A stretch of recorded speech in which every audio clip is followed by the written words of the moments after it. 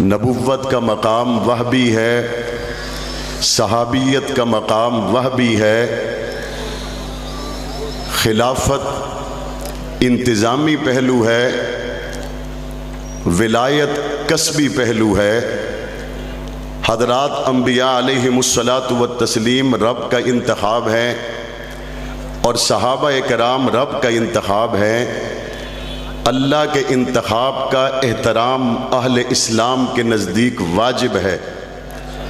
اللہ تعالیٰ نے انبیاء علیہم الصلاۃ والتسلیم کو چنا، یہ سب کے چننے سے نہیں بنے بلکہ رب کے چننے سے بنے ہیں۔ صحابہ کو اللہ نے چنا، یہ لوگوں کا انتخاب نہیں ہے بلکہ اللہ کا انتخاب ہے۔ اور دوسری صحابہ کرام سے محبت کی وجہ یہ ہے کہ صحابہ کرام کی نسبت میرے مصطفیٰ کے ساتھ ہے۔ اللہ نے انبیاء کو مقام اور مرتبہ رسولی کہہ کر دیا اور پاک پیغمبر نے صحابہ کرام کو مقام اور مرتبہ اصحابی کہہ کر دیا۔ رسولوں کی نسبت رب کے ساتھ ہے اور صحابہ کی نسبت میرے مصطفیٰ کے ساتھ ہے۔ اور اس بات کو ذہن نشین کر لیجئے کہ صحابہ کرام کا مقام اور مرتبہ نسبت مصطفیٰ کی وجہ سے ہے، حالانکہ اعمال شریعت میں مطلوب ہیں۔ قرآن مجید کہتا ہے ان الذین آمنوا وعملوا الصالحات کانت لهم جنات الفردوس نزلا، لیکن جب بات صحابہ کرام کی آتی ہے، یہاں نسبت مصطفیٰ کے ترازو میں صحابہ کو تولا جائے گا، اعمال کے ترازو میں نہیں تولا جائے گا۔ انبیاء علیہم الصلاۃ والتسلیم اللہ کا انتخاب ہے۔ نیکی گنتی کے اعتبار سے کسی کی زیادہ ہو جائے تو وہ مقام نبوت تک نہیں پہنچ سکتا، نیکی گنتی کے اعتبار سے کسی کی زیادہ ہو جائے وہ مقام صحابیت تک نہیں پہنچ سکتا۔ شریعت میں اعمال مطلوب ضرور ہیں، لیکن صحابہ کرام کو جب بھی تولا جائے گا اعمال کے ترازو میں نہیں بلکہ نسبت مصطفیٰ کے ترازو میں تولا جائے گا۔ جب بھی صحابہ کرام کو تولا جائے گا قرآن مجید کے پاروں میں تولا جائے گا۔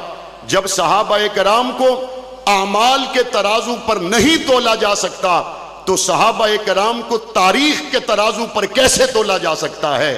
جب صحابہ کرام کو نسبت مصطفیٰ کی وجہ سے مقام اور مرتبہ ہے کہ پاک پیغمبر نے فرمایا اصحابی، یہ میرا ساتھی ہے۔ اور قرآن مجید کیا کہتا ہے؟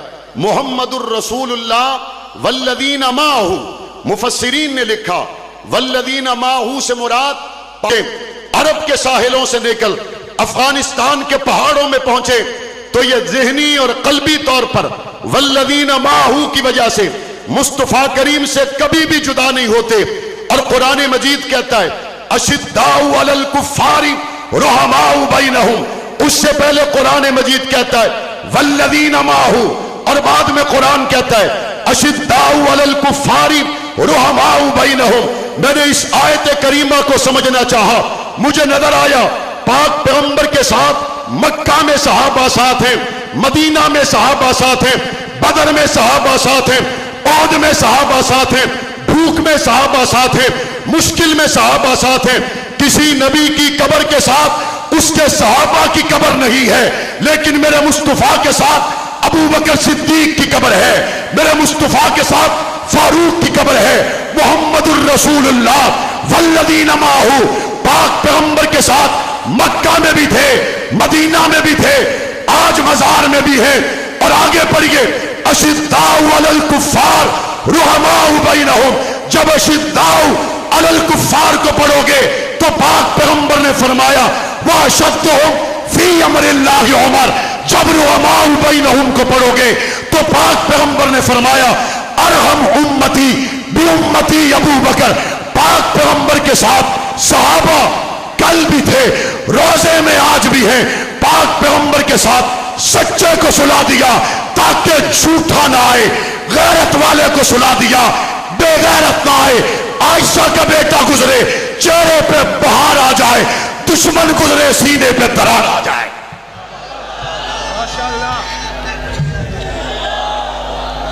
صحابہ کا احترام ہر مسلمان پر لازم، اور ایک وجہ یہ کہ صحابہ معیار ایمان ہے، حد ہو گئی، مانتے اول مومنین کو نہیں اور آپس میں کہتے ہو مومنین کرام۔ اول مومن صحابہ، اول کلمہ پڑھنے والے صحابہ۔ صحابہ وہ شیشہ ہیں جس میں دیکھ کر مومن اپنا ایمان درست کرتا ہے۔ کون شخص ہے جو شیشے پہ خراشیں ڈالے؟ پاک پیغمبر کے صحابہ، دین دینے والے پاک پیغمبر کے صحابہ، نسبت مصطفیٰ کے حامل، اور ہر مسلمان پر صحابہ کا احترام واجب ہے۔ آج لوگ کہتے ہیں مسجد اقصی میں قربانی دینے والے تو غزہ کے مسلمان ہیں، فرض کفایہ 1.5 ارب مسلمانوں کی طرف سے ادا ہو رہا ہے۔ بیانی ہی یہی بات ہے، صحابہ کی حرمت پہ پہرا دینے والا تو حق نواز ہے، صحابہ کی حرمت پہ پہرا دینے والا تو اظہار ہے، صحابہ کی حرمت پہ پہرا دینے والا تو اعظم طارق اور علی شیر حیدری، شعیب ندیم، حبیب الرحمان صدیقی، مطہور الرحمان عثمانی سے لے کر گزشتہ کل میرے جنگ کی سرزمین پر شہید ہونے والا کلیم اللہ معاویہ شہید ہے۔ مت کہیں کہ غزہ کے مسلمانوں نے فرض کفایہ امت کی طرف سے ادا کیا، پوری بات کریں۔ غزہ کا مسلمان بات کرتا ہے، امت کا ترجمان ہے، حق نواز بات کرتا ہے، امت کا ترجمان ادا کر کے قربانیاں پیش کرنے والے، جانیں لٹانے والے۔ اسٹیج پر دیکھیے شہید کے والد حضرت مولانا اشرف علی صاحب پیرانہ سالی میں اسٹیج پر موجود ہے، شہداء کے بھائی حضرت مفتی عبد الرحمان مدنی صاحب اسٹیج پر موجود ہیں، شہیدوں کے بیٹے حضرت مولانا عثمان عثمانی گزشتہ سال فلسطین کے آنے والے سفیر کی گفتگو کا ترجمہ کیا، عثمانی صاحب یہاں خوشی کا اظہار کر رہے تھے، آج ہمارے درمیان میں موجود نہیں۔ میں خراج تحسین پیش کرتا ہوں مفتی تنویر عالم کو، میں خراج تحسین پیش کرتا ہوں حافظ محمد نصیر کو، عبد الرحمان معاویہ کو، زکریا عباسی کو، قاری اسد عرفان کو، راول پنڈی اسلام آباد کے تمام علماء، مشائخ، کارکنان کو، جنہوں نے عثمانی کے جانے کے بعد آج اس کانفرنس پر لبیک کہتے ہوئے پچھلے سارے ریکارڈ توڑ کر بتا دیا، عثمانی تیرے ایک ایک خون کے قطرے سے ہدا دینے کے لیے گیا۔ انہوں نے کہا ہم ضرور آئیں گے۔ جب میں ان کی خدمت میں حاضر ہوا، کہنے لگے بیٹا میرے گردے واش ہوتے ہیں، جمعرات کو پہلے میں گردے واش کروانے ہسپتال جاؤں گا، بعد میں آپ کے بابا کی کانفرنس میں آؤں گا۔ تشریف فرما، شہید کا بیٹا بھی ساتھ آیا۔ میں کیسے بھول سکتا ہوں یہ امت کی طرف سے فرض کفایہ ادا کرنے والے۔ لیاقت باغ میں جب مفتی امان اللہ کا جنازہ تھا، انہوں نے اس وقت کہا وہ تم نے اس لیے میرے بچے کو شہید کر دیا کہ تعلیم القرآن سے تمہارے کفر کا اعلان نہ ہو۔ کفر کا اعلان تو صحابہ کے دشمنوں کا قیامت تک ہوتا رہے گا۔ صحابہ کی تکریم واجب ہے، صحابہ کی تعظیم لازم ہے۔ صحابہ تاریخی شخصیات نہیں، صحابہ قرآنی شخصیات ہیں۔ آج غزہ کے مسلمانوں نے قربانیاں پیش کی ہیں، ہم قربانیاں دینے والے ان کے دکھ کو، درد کو سمجھ سکتے ہیں۔ اسلام آباد میں علامہ اعظم طارق شہید کی کانفرنس میں حکومت پاکستان سے کہوں گا، اسماعیل ہنیہ کی شہادت کے بعد، شیخ یحییٰ سنوار کی شہادت کے بعد، 42,000 مسلمانوں کی شہادت کے بعد اسرائیل کے خلاف حکومت پاکستان کو اعلان جہاد کرنا چاہیے۔ نہیں جاتے تو وہاں کے جنگجو حماس کے مجاہدوں کو اسلحہ پہنچائے۔ یہ میزائل تم نے شو کیس میں سجانے کے لیے بنائے ہیں؟ کھوکھلے میزائل اسرائیل کی طرف روانہ ہوں، بائیڈن کا بیان آ جاتا ہے۔ حد ہو گئی مسلمان حکمرانوں۔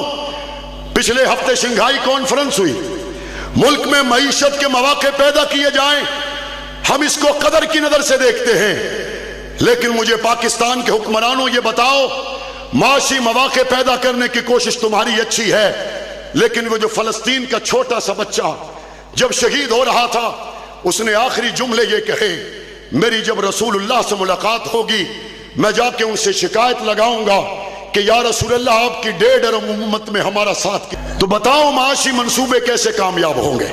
اور اگلی بات، اسلام آباد میں قائدین اہل و سنت کی موجودگی میں ذمہ داری کے ساتھ عرض کر رہا ہوں، اور قائدین اہل و سنت نے اس سے پہلے جا بجا یہ اعلان بھی کیا ہے، اگر اسلحہ نہیں بھیج سکتے تو غزہ کی حفاظت کے لیے ہمیں روانہ کرو۔ لبیک، انشاءاللہ فلسطین آزاد ہوگا، مسجد اقصیٰ آزاد ہوگی انشاءاللہ۔ اور میں یہ بھی کہنا چاہتا ہوں، اسرائیلی مصنوعات کا بائیکاٹ حکومتی سطح پر کریں گے۔ 50 سالہ ختم نبوت کے قانون کا وقت مکمل ہوا، پورے پاکستان میں 50 سالہ قانون کے مکمل ہونے پر خوشی کا اظہار کیا گیا، ہم بھی خوش ہیں۔ لاہور کے جلسہ میں ایک عالم دین نے کہا 50 سال پہلے انہوں نے قربانیاں دی، اور 50 سال کے بعد پنڈال میں بیٹھنے والوں بتاؤ تم نے کیا کیا؟